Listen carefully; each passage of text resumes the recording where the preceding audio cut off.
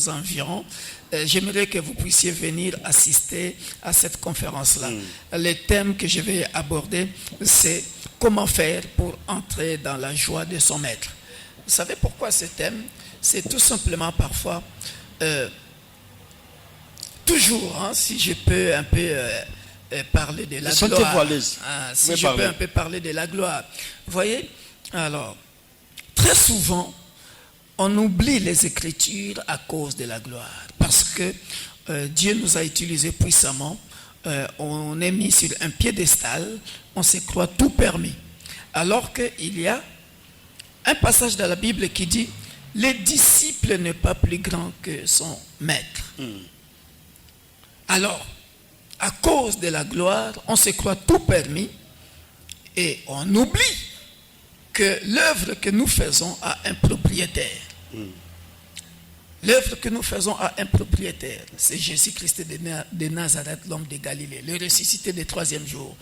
C'est lui, le maître. C'est lui le maître, qu'on ne l'oublie pas.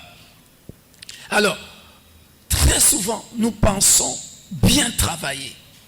Mais au temps de la fin, nous serons surpris parce qu'il dira à certains, allez-vous-en, je ne vous ai jamais connu.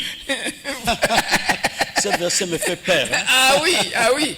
Vous avez chassé des démons en mon nom. Vous avez fait les miracles en mon nom. Je vous dirai ce jour-là ouvertement, je ne vous ai jamais connu. Ça me fait peur. Voilà. Pourquoi? Nous oublions, lorsque nous exerçons, nous oublions ces trois dimensions de Dieu que j'aimerais rappeler à tout homme de Dieu. Et les trois dimensions, nous oublions l'omniprésence de Dieu. Et moi, j'ai toujours dit que quand on parle de l'omniprésence de Dieu, il est simultanément partout, dans le visible comme dans l'invisible. Je vais vous donner un exemple, Pasteur Tabazo. Vous savez que même dans le visible comme ça, l'omniprésence de Dieu se manifeste comment? Par un simple terme que nous oublions très souvent. Vous savez ce qu'on appelle le fuseau horaire. Le fuseau horaire. Le fuseau horaire manifeste aussi l'omniprésence de Dieu. Quand je parle de fuseau horaire, comment vous pouvez expliquer, pasteur? Ici, à Matadi, on est 16h moins le quart. Mais en même temps, le même Dieu, pendant que nous, on est devant la télé, on est à la RTNC, Radio Télé Nationale Congolaise. C'est ça. Oui. Alors, en même temps, nous sommes ici. Aux États-Unis, là-bas, il y en a qui viennent à peine de se réveiller, mais il leur a parlé en songe. Il y a d'autres pays, ils sont peut-être 22h, 23h.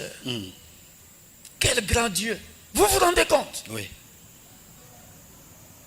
Et dans l'omniprésence physique de Dieu, il voit tout. Et il contrôle tout. Il contrôle tout. Dans l'invisible, il voit tout. Il contrôle tout. Alors que